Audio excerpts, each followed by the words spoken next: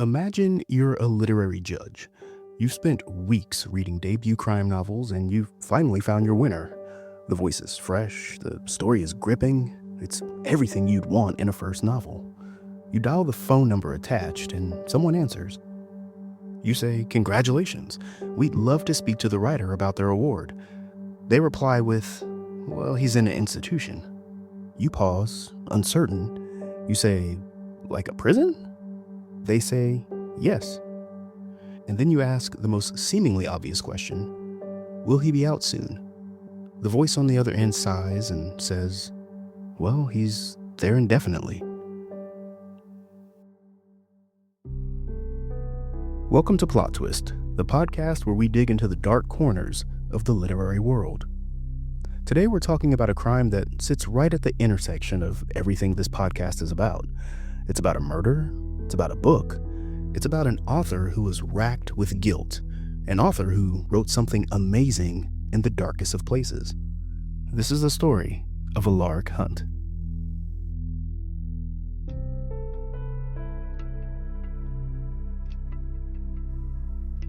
We need to start at the beginning, not with the book, not with the prize. We start with a night in 1988 in Clemson, South Carolina. Clemson is a college town. The kind of town where everyone knew each other, where a quiet evening is pretty much the norm. And then two brothers come along with a plan that would change the town forever. Alaric Hunt and his older brother Jason weren't career criminals, but they had a scheme to make some easy money. Jason wanted to go to music school in California, so they devised a plan to rob a jewelry store. Sounds simple enough.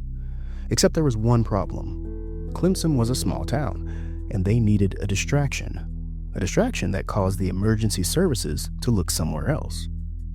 So, they set some fires.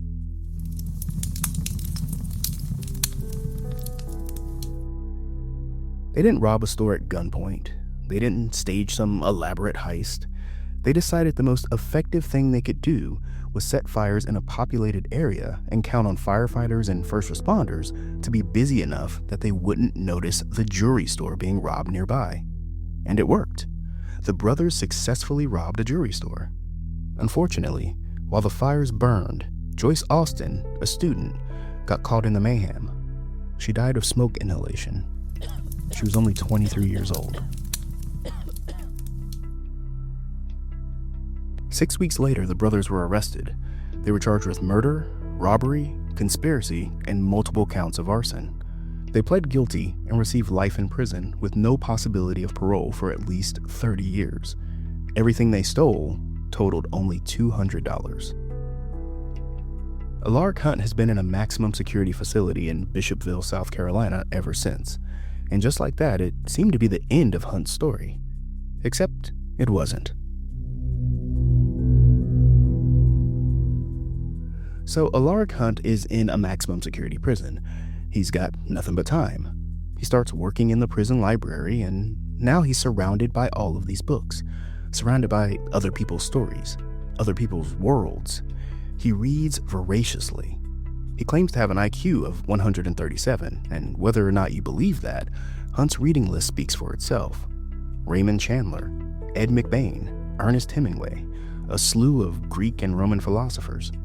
He eventually became immersed in the mystery genre and began studying private eye novels the way a student would. One day, Hunt, in the prison library, sees a poster, a contest. The Private Eye Writers of America and Minotaur Books are co-sponsoring a competition for the best debut private eye novel. The winner gets $10,000 and a guaranteed publishing contract. Alaric Hunt makes a decision right then and there. He's going to enter the contest. Now, let's be real. The logistics of this are kind of staggering. Hunt has no computer, no internet, no access to research that is now so readily available. He's in a maximum security prison. He wants to write a crime novel set in New York, a city he can't even visit. So what does he do? He pieces New York together from scraps. He watches Law and Order and takes notes. He gets his hand on a photographed map of the boroughs from 1916. He finds a book of vintage New York photography.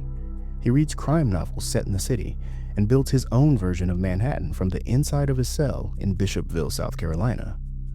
He writes the entire first draft in longhand in 5 months. Then he does a rewrite that takes another 4 months. When he's finally satisfied, he gives the manuscript to his cousin, who mails it in.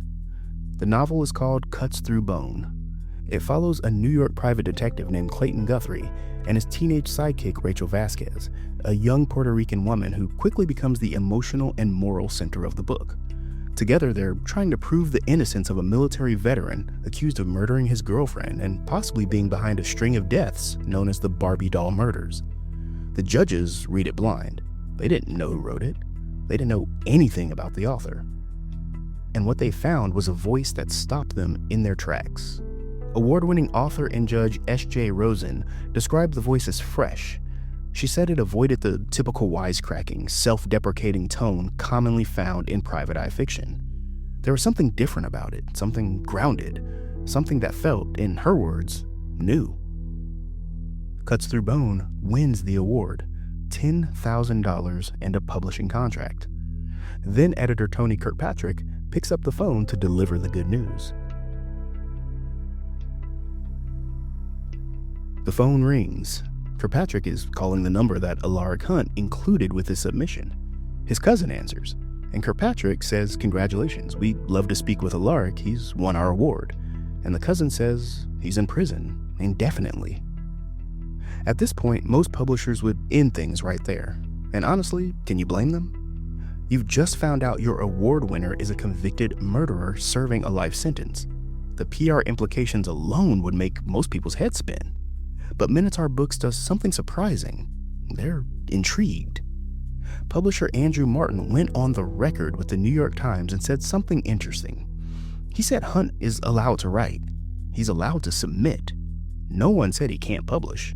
And most importantly, he's not writing a memoir about his crimes and trying to profit off of that. This is fiction, original fiction, written on its own merits. So they move forward. The book is published by Minotaur Press. And then the world finds out. The story breaks in January of 2014 in the New York Times. Journalist Sarah Weinman brought the entire story to life. It only spreads from there. The Guardian picks it up, The Telegraph, International Business Times. The story goes global, and suddenly Alaric Hunt is famous, not for his book, but for his story. The reviews of Cuts Through Bone are mixed. Publishers Weekly was pretty rough on it, calling the prose overblown. But readers on Amazon gave it an average of 4 out of 5 stars. And Weinman herself, who's one of the most respected crime fiction journalists around, found something worth praising in the character of Rachel Vasquez, and the emotional grounding that the judges had noticed in the first place. Regardless of the book reviews or how people felt about Hunt's conviction, under South Carolina law, he was legally entitled to keep the prize money, and any profits from the books. Joyce Austen's mother, Frances Austen, didn't know any of this had happened until a journalist told her. She hadn't known Hunt had written a book. She hadn't known he'd won a prize. And when she found out, she said she would not be buying a copy. She said, "This is America. I can't prevent him, can't even try. But knowing this creates a lot of emotions I don't want to deal with." She can't prevent it. She can't even try. Her daughter is dead, and the man who set the fire that killed her just won a literary award.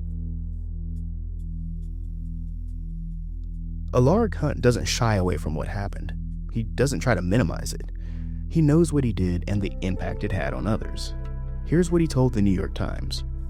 "What haunts me is not seeing beyond what I wanted and casually risking. That's the act that defines me. Something I didn't do but failed to do. Consider. I killed Joyce Austen, and I killed my brother and myself. There's a hole there that can't ever fill up." So can something be genuinely, objectively good and also be morally complicated? Can we celebrate the work without excusing the person? Is there even a right or wrong answer here? Let's review the facts. Hunt's book stands on its own. It was judged blind. It won on merit. Yet nothing about that changes what happened in Clemson in 1988. But there may be another answer, one that Frances Austen would give you, that it doesn't matter how good the book is. Her daughter doesn't get to read books anymore. She doesn't get to grow old or have a career or do anything. And knowing that the man who caused that is now celebrated, is now earning royalties from a novel, while she's left with a lot of emotions she doesn't want to deal with. There's no clear resolution here. Yes, Alaric Hunt is a man who committed a real crime that took a real life, who then wrote a fictional crime novel that won a real literary contest. Every bit of that is true, and none of that changes a single thing about what happened to Joyce Austen. Alaric Hunt is still in prison. He's been there since 1988. His 30-year no-parole window has now passed, which means at some point in recent years he became eligible to be considered for parole, though at the time of this recording, his status remains uncertain. His novel Cuts Through Bone was published by Minotaur Press. His editor and his publisher believed in it, and by all accounts, the character that readers and critics found most compelling was Rachel Vasquez, a young Puerto Rican woman navigating a world of crime and injustice, caught between what she knows and what she's able to prove. Here's a man who has spent decades immersed in exactly those questions. What was the right thing to do? And what did you actually do instead? Whether he was writing those questions into Rachel Vasquez intentionally or not, we'll never know.